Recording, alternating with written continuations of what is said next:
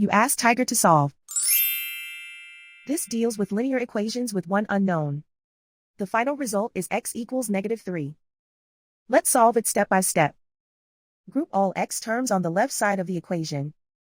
Add 7x to both sides. Group like terms. Simplify the arithmetic. Group like terms. Simplify the arithmetic. Group all constants on the right side of the equation. Subtract 8 from both sides. Simplify the arithmetic.